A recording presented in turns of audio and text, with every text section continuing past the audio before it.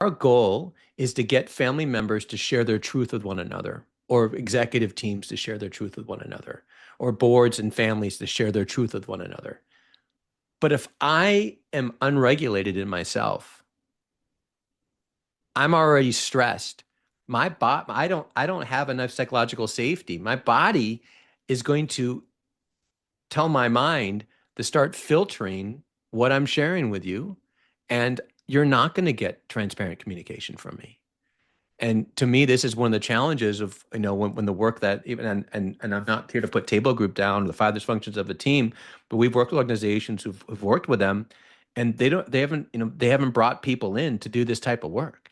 And you're saying, well, just share, be vulnerable, Stephen, just be vulnerable with one another. Just go ahead and do it. And your body, you're scared shitless. How vulnerable are you going to be? You're going to create some layer of vulnerability, but are you really going to be able to go there?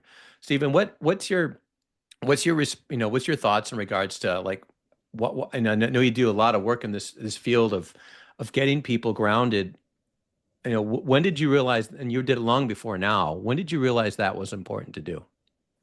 Well, actually, it was in a neuroscience lab, Chris, because quite some time ago, I was running a group of 1,200 participants in a Mm. meditation course, and they asked me you know, whether what I was doing would provide grounding and stability. So I went to labs in US and Japan, and they measured my brain. They said, "Have you taken DMT?" They said, "Because your your brain is on DMT 24/7."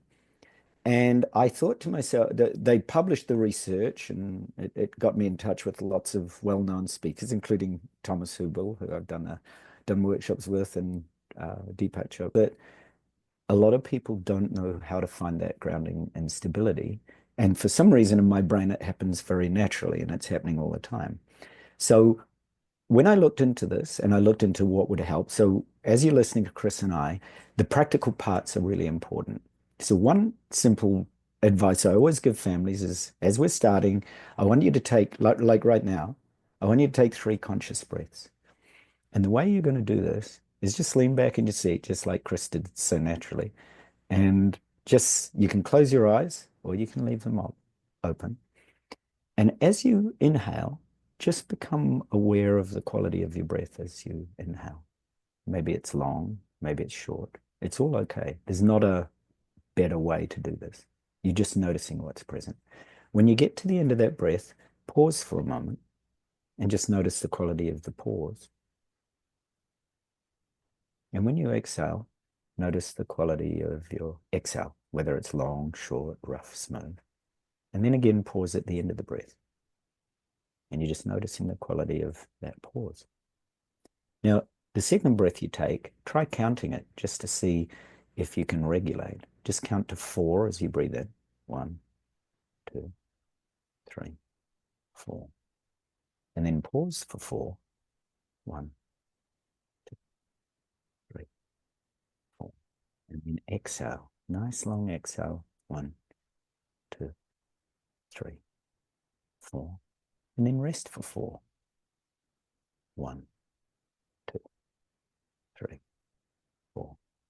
And then the last breath, try adding a little color to it, just a little grounding color. As you inhale, notice that you're breathing in oxygen from plants and the gardens and the forests. You might bring to mind a garden or a forest or a safe place for you. And as you pause, just feel that beautiful, safe place, the forest. I often go to a particular forest glade that I know. You're just resting there. And as you exhale, imagine that you're breathing out this equally valuable gift to nature. So you're connecting with nature, the flowers, the trees, maybe your garden, maybe a special place in the mountains, maybe by the ocean. So at all times, your breathing is actually intimately connecting you with the consciousness of this planet we're on. Just that. It's such an uplifting way of perceiving your own breath, makes it very easy to follow. Now you can open your eyes. And so when I work with boards, when I work with family advisors, when I work with family, we sit together and just feel the gratitude of the fact that we can breathe, and then noticing how we regulate and whether that breath has, if it's rough, that's fine. You're actually like Chris said, you're starting to become more aware of the way you're relating to people and the way you can connect or not connect. So it actually brings your awareness. You start to ground, you start to become more aware of this, the neuroscience of your body. You start to become aware of the way you're actually able to regulate or not regulate. Because in reality, the neuroscience of stress and decision making is so closely related. When stress is running your show, your family business, your job, whatever it is, your relationships, even the wisest families, even the wisest person can make a decision they later regret.